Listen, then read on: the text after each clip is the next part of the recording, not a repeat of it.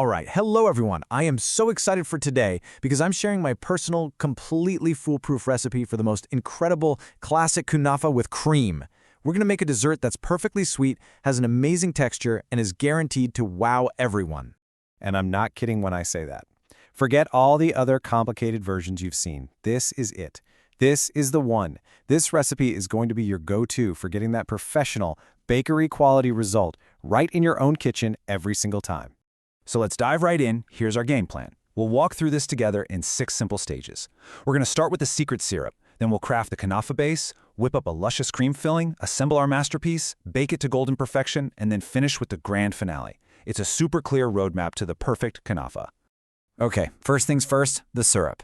And look, I can't stress this enough. This is probably the most critical first step. The temperature and the consistency of your syrup are the entire secret to a kunafa that stays perfectly crispy and is never, ever soggy. The ingredients are beautifully simple. You've just got sugar, water, and a little bit of lemon juice. We'll stir in some vanilla right at the end for that beautiful aroma. And here's a little pro tip from me to you.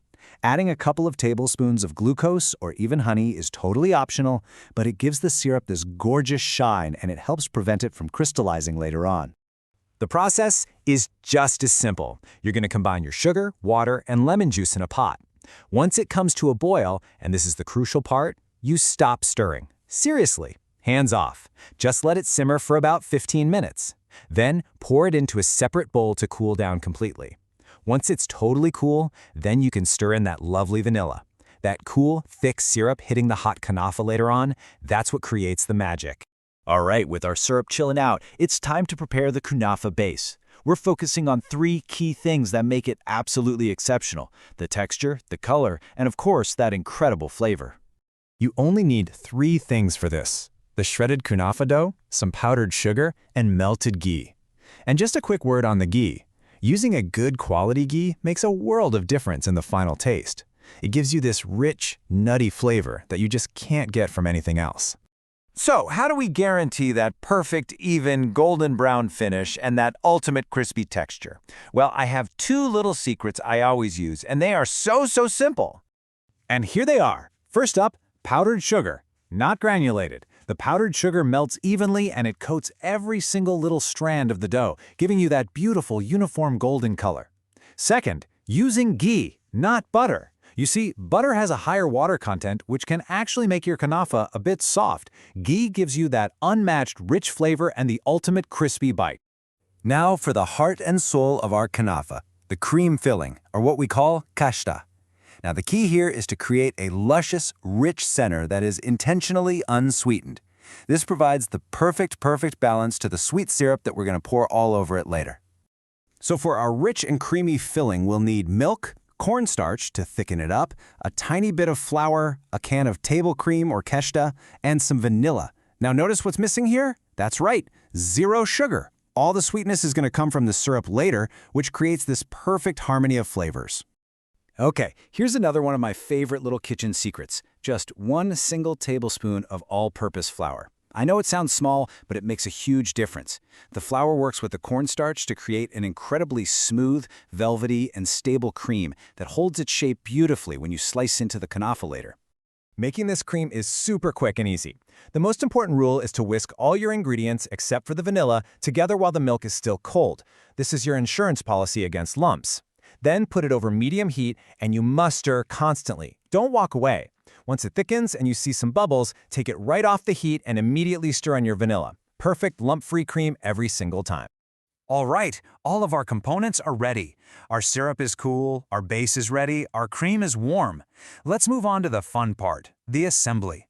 This is where the magic really happens, and where careful layering creates a dessert that's as beautiful as it is delicious. First, let's prep our pan. I recommend a 30 to 32 centimeter round pan. Now, you're going to coat it generously with soft room temperature ghee.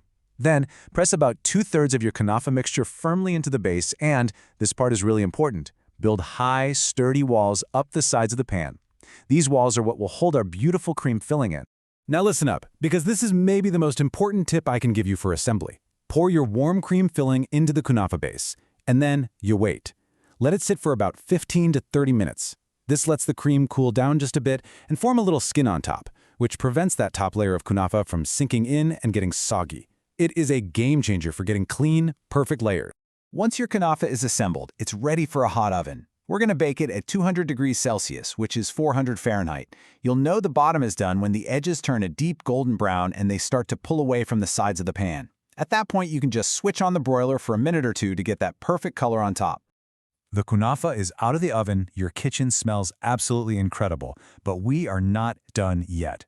These final steps are just as important as the baking itself, because this is where we lock in that perfect texture and all that flavor. Let's walk through this crucial final timeline. Once it's baked, let it rest in the pan for 10 minutes. This helps it set and prevents it from breaking when you flip it.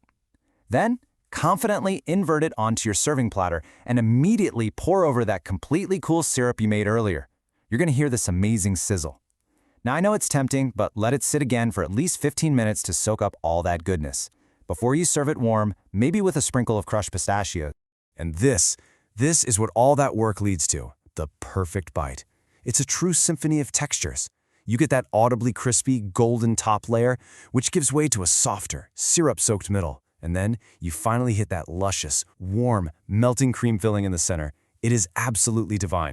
So the takeaway is this. By following these simple steps and my little secrets, you can make a Kunafa that is crispy on the outside, creamy on the inside, and absolutely perfect every time. I really hope you try this recipe and experience for yourself just how special this dessert is. Trust me, once you master it, the only question you'll be asking is whether or not you really want to share it.